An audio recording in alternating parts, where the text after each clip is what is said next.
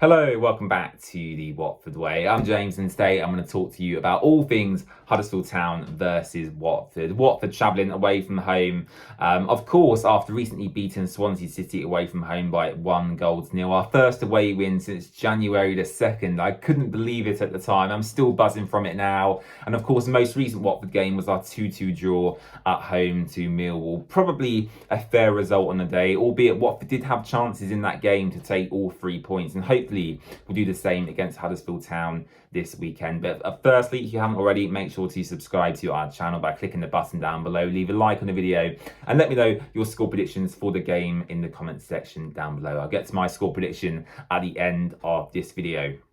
So Huddersfield, what do I think of them this season from what I've seen? Obviously, they're going through a bit of a transition period at the moment. They've lost Neil Warnock, who, in my opinion, is one of the great English managers. He hasn't really achieved loads in his career, but in terms of his personality, his character, he's a top bloke. So that's probably a really big loss for Huddersfield, but they were struggling in the league, and they still are struggling in the league. They're a bit lower than Watford in the table at the moment.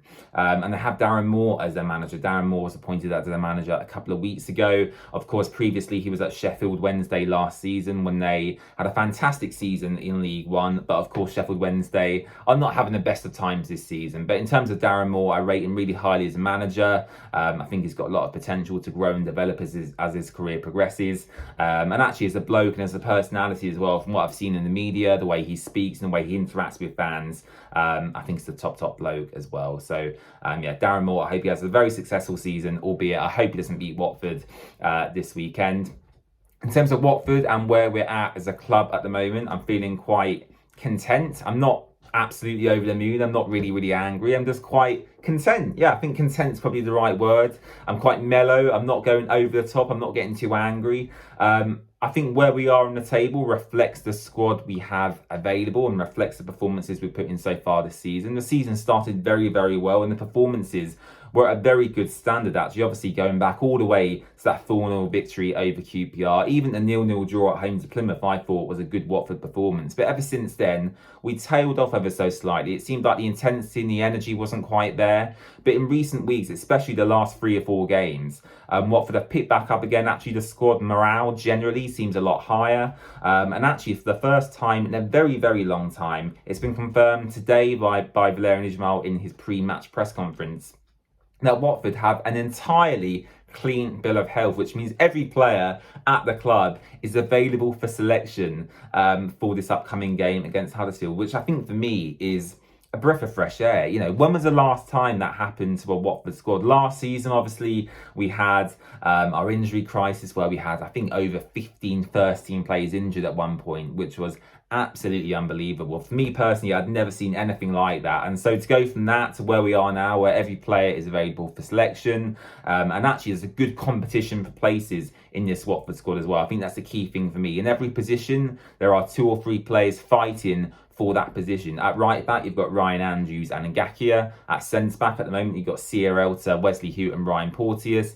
At left back, you've got Jamal Lewis and James Morris. Midfield, there's loads of competition. Imran Louza, arguably our most talented player in terms of his natural ability, is on the bench at the moment because the midfield is doing so well. So I think that's testament to the competition for places we do have at the club at the moment.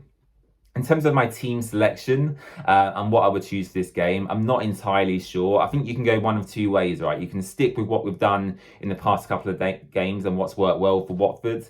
I think the Swansea game was probably a good example of what I'd look to do against Huddersfield. I'd look to pack out that midfield with tenacity and physicality. And yeah, I wouldn't look to do too much going forward. Obviously, try and create as many chances as possible. I don't want to commit too much going forward because I think generally, defensively and in midfield, we have a good stability at the moment. I want us to continue to build on that. And yeah, hopefully, as the season goes on, just get that stability back in Watford because yeah, previously to the past 3 or 4 games, we looked very unstable in defence. We were conceding lots and lots of goals, and we weren't really creating a lot going forward. Whereas in the last 3 or 4 games, we looked very stable, especially in midfield. And actually, the players coming off the bench have had the greatest impact in this Watford side. Yassir Asprilla come off the bench, for example, and scored the winner against Sheffield Wednesday. Ken Sema come off the bench after his injury and scored the winner away at Swansea City. And that's what I want to see. I want to see competition for places, good stability in the midfield and defence, and players coming off the bench to impact and influence games. So for me, I'm very happy with what I'm seeing at the moment, but I want us to continue to build on that. And yeah, for me personally, Watford have 2 very favourable fixtures coming up. Huddersfield this weekend and Rotherham at home at Vicarage Road next week as well. And arguably for me personally, I'm going to sound greedy, but I want 6 points from that. And I think if we can do that, or at least maybe get 4 points at a bare minimum, I think that's definitely something to build on going forward. Now, how would I start in this game? What would my Watford team be? I think you keep the defence and midfield the same. Daniel Batman, of course, is going to start in goal. At right back, I actually prefer Ryan Andrews as a player generally. I think his whole skill set is above Ngakia's. However, I think Ngakia has come into a good run of form, especially within the last 2 or 3 games. So I would keep Ngakia there just to reward him for his performances recently. Centre-back, of course, Ryan Porteous is on the bench. Ryan Porteous was a mainstay in this Watford team up until his suspension a couple of weeks ago. But Francisco Sierralta has done a really good job actually coming back into that position alongside Wesley Hoot. So I keep them 2 in defence. I think Jamal Lewis hasn't really played to his full potential yet, but I think in terms of his actual skill set and his ability, I think it's far above James Morris. Sorry to say that to James Morris, but I do think Jamal Lewis overall is a much better player, so I'd keep him in at left back. Jake Livermore at DM, I think, has had a great redemption arc at Watford. We all sat here and said when he joined the club that was a bad signing. He was old. He was, going into like a retirement home, really. When actually, again, in the past 3 or 4 games, he's come into his own. He's shown his leadership qualities. He's really calm on the ball. He turns away from players very easily, and he plays the simple passes. I think sometimes Watford overcomplicate it slightly, whereas Jake Livermore just gets the ball, lays it off, and he continues. And yeah, I think that's what we need in this Watford side at the moment. Someone to keep the ball ticking over, passing it off to maybe the more technical players. And he's doing that very, very well. So I'd keep Jake Livermore in that defensive midfield position.